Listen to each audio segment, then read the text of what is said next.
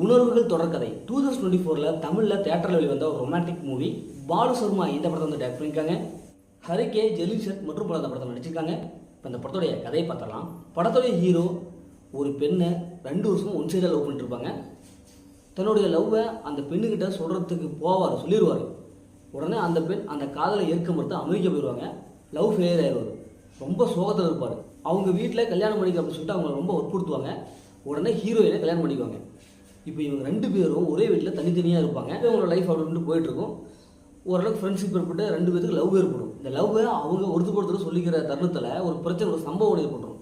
அந்த சம்பவத்தால் இவங்க ஒன்று சேராமல் இருப்பாங்க. இப்போ இறுதியில் அந்த சம்பவம் என்ன, ஒன்று சேராங்களா இல்லையா, இறுதியில் என்னாச்சு அப்படிங்கிறதா இந்த படத்தோடைய ஆன்லைன். இப்போ இந்த படத்துடைய பாசிட்டிவ்னு பார்த்தாவே இந்த படத்தில் வச்ச ஹீரோ ஓரளவுக்கு பர்ஃபார்ம் பண்ணியிருக்காங்க. அதேமாதிரி ஹீரோயின் அவங்களும் ஓரளவுக்கு பர்ஃபார்ம் பண்ணியிருக்காங்க.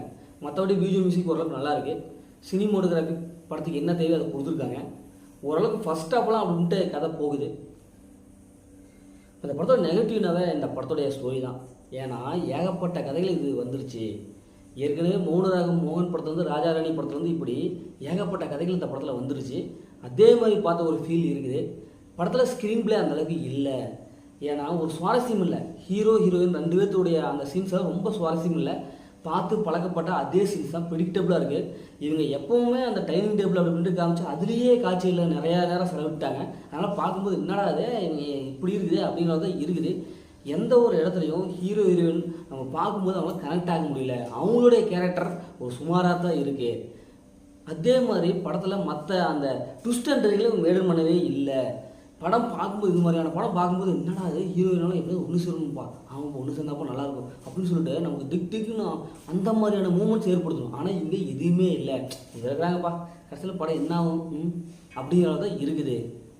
அதே மாதிரி கிளைமேக்ஸ் ஒரு முக்கியமான சப்பையான எப்போ வழக்கமான ஒரு கிளைமேக்ஸ் கொடுத்துட்டாங்க. இந்த படத்தை ஃபேமிலி பார்க்கலாம், கண்டிப்பாக ஃபேமிலி பார்க்கலாம். படத்தில் அந்த மாதிரி எதுவுமே இல்லை. முதல்ல படம் சூப்பராக சுமாராக இருக்கணும். இந்த படம் ஒரு ஒன் டைம் வச்சு தான் நான் சொல்கிறேன். ஓகே, இதே மாதிரி அடுத்த ஒரு புதிய மூவி ரிவ்யூஸ் உங்களிடம் உங்கள் கவி பாரதி.